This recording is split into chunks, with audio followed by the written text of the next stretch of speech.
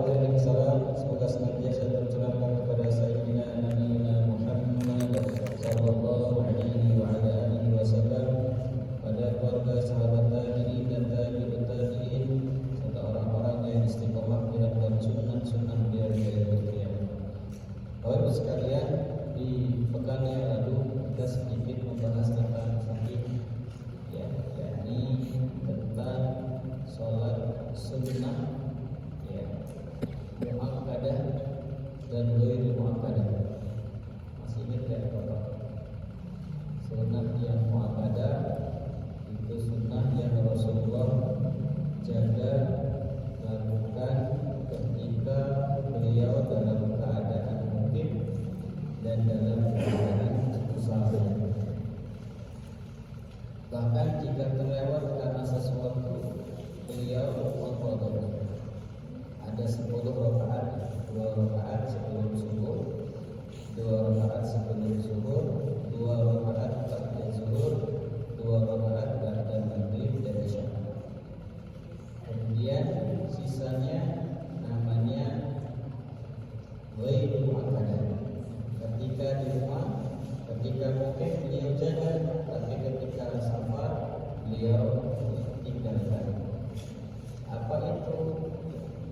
4 rakaat sebelum zuhur ditambah 4 rakaat ba'da zuhur ditambah 4 rakaat sebelum asar ditambah 2 rakaat sebelum maghrib dan isya. 22 totalnya kalau dengan yang sunnah muakkadah. Baik, setelah kemarin bahas bab fikih, kita coba kembali kepada sebuah pembahasan yang mungkin kita perlu untuk tasfiyatun nafas, bahwa hidup yang tersisa bagaimana agar semakin berkah. Sering ya Pak, kita ngomong mudah-mudahan umumnya berkah ya Pak, usahanya, pekerjaannya berkah ya Pak. Apa sebenarnya berkah itu? Berkah itu kalau secara bahasa memiliki 3 makna. Yang pertama az-ziyadatu, yang kedua as-subutu, yang ketiga an-nama. Ziyadah artinya sesuatu yang bertambah.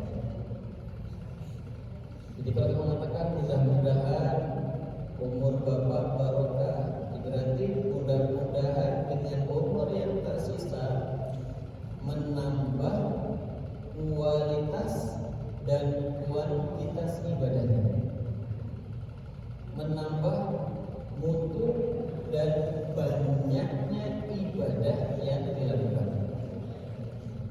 Kalau kemarin hari Senin di Jati Agung itu kami kajian kelima, kami baca kitab Syarah Ta'limul Muta'alim. Itu ada potongan hadis yang dikutip oleh penulis, ya, la yaruddu qadara illa bidu'a wala ziyadatul khair wala ziyadatul bukti illa bibir, ya, dan seterusnya. Sesungguhnya tidak ada yang bisa merubah dari takdir kecuali doa, dan tidak ada yang bisa menambah dari umur kecuali al-bir, kecuali kebaikan. Di syarahnya disebutkan yang dimaksud tidak akan menambah dari umur itu kecuali kebaikan, bukan berarti yang umurnya 60 tahun karena berbuat kebaikan jadi 61 tahun dan umurnya tetap 60. Tapi secara mutu amal dia seperti orang yang beribadah, seperti orang yang hidup umurnya 70 tahun. Jadi secara kualitas hidup mereka itu amal ibadahnya sama seperti orang yang umur 70 tahun. Maka sama ketika mengatakan barakallahu fikum, berarti semoga Allah menambahkan kebaikan untuk diri. Itu namanya az-ziyadah, bertambah.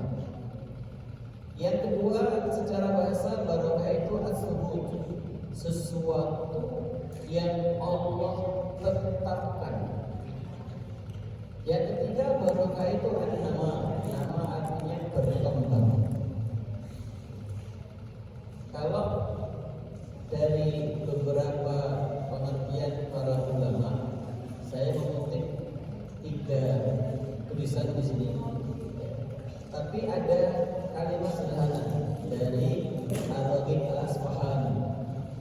Karena dulu ketika di pesantren saya membahasnya ini, jadi agak paham. Di tahun 2004, ya, 2004, yaitu saya membuat karya ini namanya Tabarruk fi Dawil Qur'ani wa Sunnah.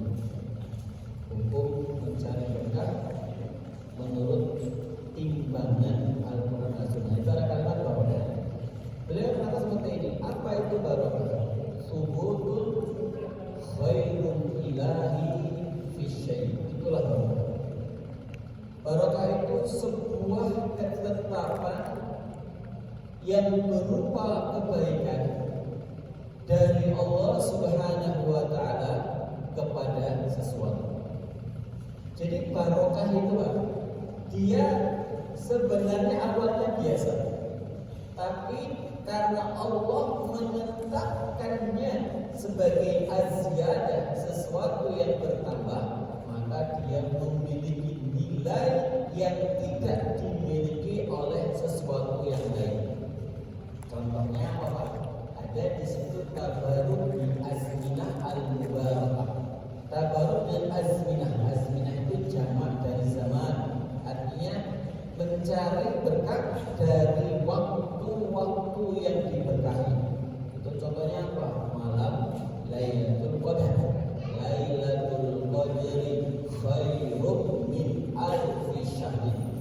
Ya, sesungguhnya malam Lailatul Qadar itu lebih baik daripada 1000 malam. Bukan 80-an tahun sekian.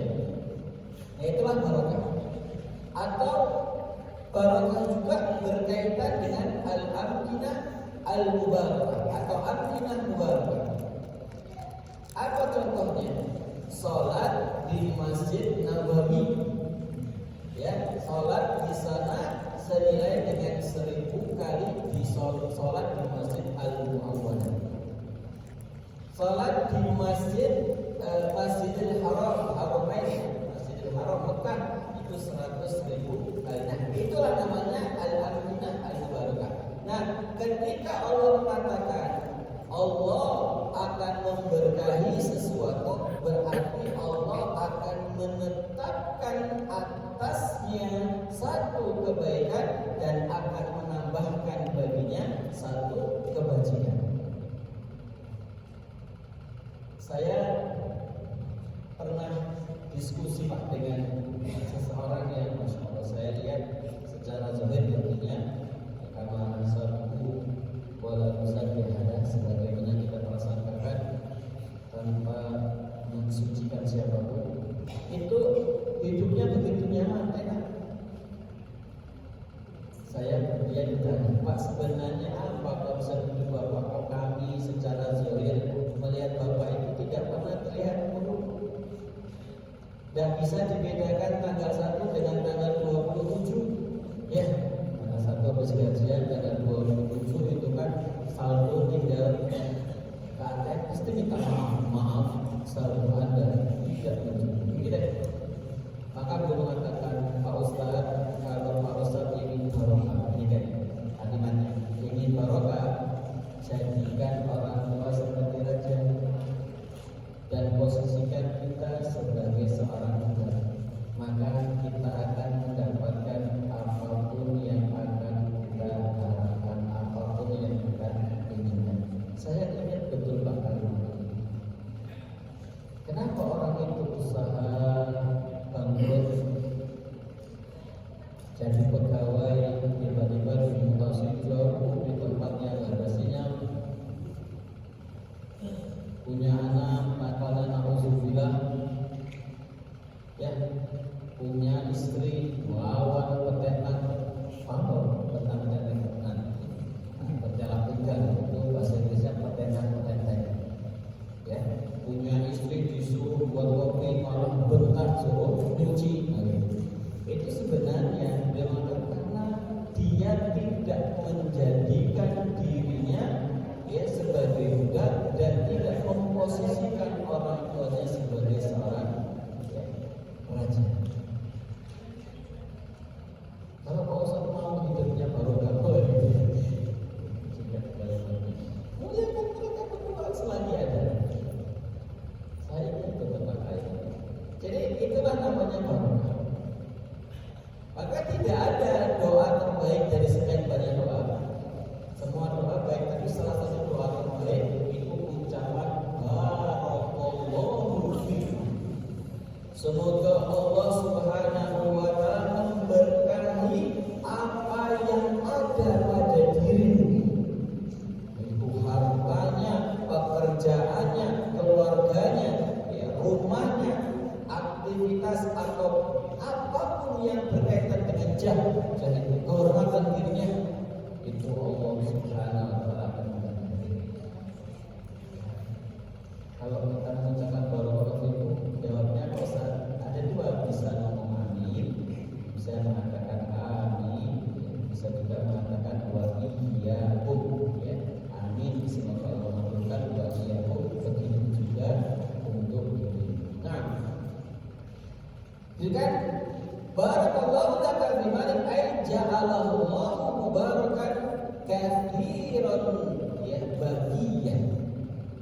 Kalau ada mengatakan barakallahu laka fi malika, semoga Allah memberkahi dirimu dan pada harta yang kau miliki, maksudnya ja'alahu Allahu mubarakan katsiran bagian. Semoga Allah menjadikan hartamu itu diberkahi, maksudnya menjadi berlipat, maksudnya menjadi yang bisa memberikan pengaruh baik pada diri seseorang. Bapak Ibu, ada orang yang Allah karuniakan itu duitnya banyak, tapi nggak bisa menikmati duitnya. Ya Allah, ya karena rumahnya dia punya 20 M diinvestasikan itu. Kalau 20 M dia nggak ngerti apa itu riba, dia dapat fee apa namanya, ngomong enak, fee 2,5% saja 20 M itu atau 1% saja, itu kan nggak usah kerja, tinggal hidup enak, nunggu mati kan. Tapi kemudian ada orang tentu 1 bulan penghasilan 100 juta, hartanya tidak habis dimakan 7 turunan 8 tanjakan, tapi kemudian kata orang kamu nggak boleh makan daging. Yang cuma makan nasi makan biar itu ya. Bapak kopi juga jangan kopi manis ya Pak, yang pahit saja, sudah hidupnya pahit, kopinya mahal kan, double itu. Saya ketika bekam itu Pak, ada teman usaha kopi ya, iya. Saran saya kalau kopi jangan dikasih gula, kopi itu bagus, tapi mas hidup badan baik, kopi juga cukup mahal, cukup mahal hidup yang baik, tapi tidak pada kopi. Wah, astagfirullah. Maksudnya itu saja luar biasa baik. Kemudian apakah itu disebut dengan kekayaan? Tidak. Orang kaya, orang kafafan itu adalah orang yang dikaruniai oleh Allah sesuatu, kemudian mereka bisa menikmati. Saya menghafal hadis ini, maka hadis ini saya hafal tahun 2001. Ingat sekali itu posisinya di sebelah kiri di tulisan yang saya tulis itu pakai pena warna biru. Rasul bersabda seperti ini, hadis Rasul, qad aflaha man aslama wa ruziqa kafafan wa qanna'ahu Allah bima ataahu. Saya hafal hadis ini puluhan kali lalu, tapi mau hadis ini 5 tahun setelah. Sungguh pasti telah beruntung orang yang Allah karuniakan hidayah berupa Islam aslam. Yang kedua apa? Waruziqa kafafan, diberikan rizki oleh Allah, diberi rizki oleh Allah yang mencukupi. Itu kan apa maksudnya? Saya baca pada beberapa syarah yang ada. Itu Allah karuniakan kepada mereka tidak berkelimangan harta, tapi apa yang saat itu terbetik Allah hadirkan. Itu kafafat. Saya ingin kambing guling, ya sudah tinggal pergi ke tempat itu, harganya 1,8, beli dengan teman-teman. Itu namanya kafafat. Tidak usah kaya. Saya ingin ganti HP terbaru ini. Tapi apa yang paling mahal katanya nanti keluar di tahun ini 26 juta. Ya kita ganti saja. Itu namanya kafafat. Jadi kafafat itu seseorang yang Allah karuniakan kemudahan untuk mendapatkannya dan bisa menikmati apa yang dia inginkan. Yang daripada punya uang satu bulan tapi tak boleh makan daging, jangan makan nasi ya Pak, jangan minum yang dingin-dingin Pak, harus yang ya Allah. Makanya itu budin kepala singkong, tales, jangan makan kecap Pak, nanti nggak boleh juga bentar-bentar Pak, nanti darah susu mau ini. Saya ingat sekali ketika ibu saya tahun 2020 ya, sebenarnya kita tahun 2020. Nur, mama itu selalu punya cita-cita meninggal tidak mau merepoti anak. Saya tanya maksudnya gimana, Ma? Maksudnya ingin meninggal dalam kondisi masih sehat sehingga anak itu tidak berpotensi durhaka kepada mama. Kebayangkan kalau setahun 2 tahun kamu nyebokin mama, mandiin mama, mungkin sebulan 2 kali, tapi nanti bulan ketiga, tahun kedua itu setan sudah bisikan, saya takut kamu durhaka kepada mama. Betul Pak, ibu saya tidak sakit sama sekali. Kemudian mungkin bertokoh masih video call, kemudian masih puasa, masih ikut Jumat pagi jam 6:30, jam 6 lewat 40 itu selesai dengan Jumat berkah. Jadi memang apa Pak yang kita cita-citakan itu yang akan Allah Subhanahu wa Ta'ala. Baik, berarti ketika orang diberikan kafafat itu berarti dia diberkahi hidup. Nah, kalau terkait dengan usaha atau pekerjaan, apa yang disebut dengan mubarak atau mabrur? Ketika pekerjaan dan atau usaha yang sedang dia jalani tidak menjadikan dia berpaling kepada Allah, tetap sholat. Kenapa Pak kerja? Ya nunggu sholat subuh. Dia kok belum pulang? Kan nunggu asar. Pulangnya nanti setelah asar. Kok pulang katanya nunggu sholat maghribnya di rumah. Tidak maghrib. Jadi gajinya 30 juta, barokah, tidak punya utang, istrinya soleha, anaknya hafid Quran, daripada 3 juta dikejar-kejar bangkit. Ini mana Pak? Pilih 30 juta, istri soleha, sholat tepat waktu, anaknya soleh, sudah 3 juta, tapi gajian tanggal 1, tanggal 7 sudah habis. Itu ya Pak. Mumpung kita di masjid. Itulah kafafat. Maka ketika saya mengatakan apakah usaha saya diberkahi oleh Allah, apakah pekerjaan saya diberkahi oleh Allah, lihat Pak bagaimana imbas yang ditimbulkan dari pekerjaan yang sedang dia ikuti.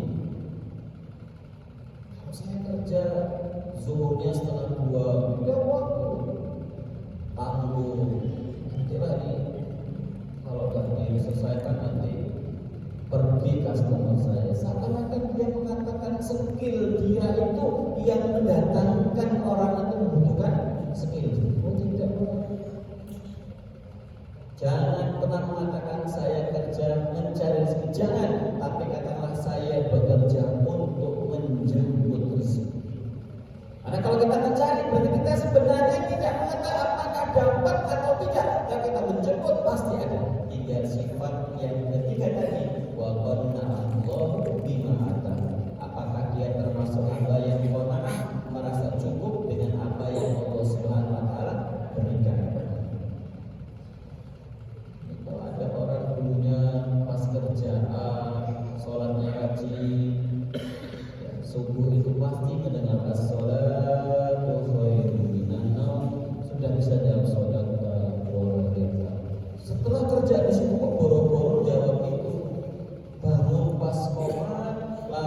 cepat sampai masjid ternyata lupa pakai sarung. Ini berarti ada masalah pada rutinitas atau pekerjaan yang dia jalankan. Atau ada sesuatu makanan yang syubhat yang masuk ke jauh lambung dia, perut dia. Jadi orang yang rutin lah dalam petik istiqomah, istiqomah tidak sholat subuh itu berjamaah itu sebenarnya bukan karena capek, bukan mutlak capek, tapi bisa jadi ada perkara-perkara yang sama, yang syubhat dia lakukan pada hari itu sehingga berpengaruh pada sekian hari kita tidak ditakdirkan untuk absen pagi di hadapan Allah Subhanahu wa taala. Buktinya apa? Ada orang masang alarm jam 4, jam 4 lewat 5, jam 4 lewat 10, tapi gak kebangun juga. Itu corong masjid itu Pak, mikrofon itu di telinga dia yang ngomongnya dengar, ya gak dengar juga. Tapi ada orang yang agak jauh dari masjid, Masya Allah, dia terkadang mutasarri'an, tasabuk, bersegera, berlomba untuk hadir di masjid Allah SWT. Meskipun secara fikih Ustaz kan hukumnya sunah muakkad atau Ustaz? Ya, menurut mazhab Syafi'i, tapi kan cari satu riwayat saja yang pernah menyebutkan Rasulullah pernah sholat wajib tanpa berjamaah. Itu PR kuis yang diberikan Syahrul kalau Anda bisa mendapatkan satu riwayat Rasulullah pernah sholat fardu tanpa berjamaah, tak pastikan saya kasih hadiah. Karena saya hafal dan telah mengkaji kitab Kutubul Tis'ah, 9 kitab hadis, tidak ada satu riwayat yang mengatakan Rasulullah Sallallahu Alaihi Wasallam pernah sholat fardu sendiri. Yang ada adalah Rasulullah pernah kesiangan sholat subuh, itu pun ketika dalam peperangan. Jadi jangan lupa kalau sekarang jam 3 atau setengah 3 Rasulullah manggil Bilal, saya tak rehat sebentar, kamu jangan tidur, nanti kalau pas subuh kamu azan. Ya Rasulullah, insya Allah. Rasulullah berbahan karena capek tidur. Bilal juga, saya bilang Bilal tertidur juga, bangun-bangun ketika matahari sudah agak panas. Ya, maka mereka Rasulullah mengatakan azanlah, kemudian sholat Rabbiyah, dan kemudian sholat subuh. Bilal dipanggil, ya Bilal, bukankah saya sudah bilang kamu jangan tidur? Bilal menjawab, ini kamu ini ya Rasulullah. Saya dengar ya Rasulullah, sungguh aku dikalahkan oleh mataku, saya benar-benar dikalahkan oleh mata engkau. Maksudnya ketiduran. Kata Syafi'i, ini menjadi istidlal, dalil bahwa kalau ada fulan kesiangan sholat subuh, saya ulangi, kesiangan bangun sholat subuh, tetap diperbolehkan sholat qobliyah subuh meskipun jam 7. Karena keharaman hadis yang mengatakan haram untuk sholat ba'diyah subuh itu berlaku bagi yang sudah sholat subuh. Dan itu juga menjadi dalil bolehnya seseorang mengqadha sholat yang terlewatkan. Ya kalau sesekali boleh lah ya, sebulan sekali kesiangan ya, karena mantan baru ada liburan gitu ya. Oke lah, tapi kalau seminggu kok full tidak ada di masjid, ya seharusnya kita agak berpikir juga. Ada sebuah riwayat yang kita harus merenungkannya. Apa sih kita hafal? Rasulullah bersabda, "Afdalu sholatil munafiqin sholatul isya' was subhi." lau ya'lamu ma fihi ma la'atahuma walau kana hadwa. Salat yang paling berat dikerjakan oleh orang munafik itu dua, salat isya dan salat subuh. Kalau mereka mengetahui keutamaan apa yang telah Allah persiapkan pada keduanya, la atau walau